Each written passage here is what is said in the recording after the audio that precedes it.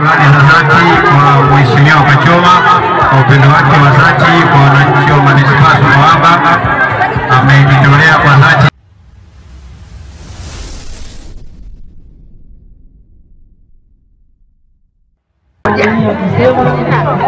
Leo ni siku muhimu tunaopambana kama Mandela.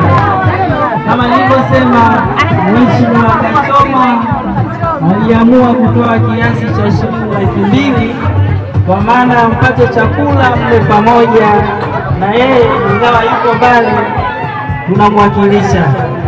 Lakini kama nilivyosema, alisema hawa wakina mama wanaopambana, wakina mama wa mkoa wa Rukwa, wakina mama wa Mandela wanaoendelea na shughuli zao kwa ajili ya kulisha familia, alisema walau vikundi 8 atoe 1,100,000 kwa ajili ya kuweza kuendeleza, na hivi vikundi ni mwendelezo wa vikundi vingine.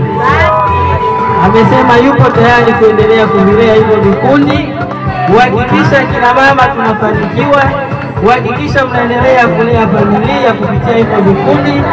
Ataendelea kuviangalia na kuwa mlezi wa hivyo vikundi. Kwa hivyo anawapongeza kwa siku yenu muhimu, anawaombea sana. Anasema bado yuko sana kwa ajili ya Rukwa, kwa ajili ya maendeleo ya Sumbawanga mjini.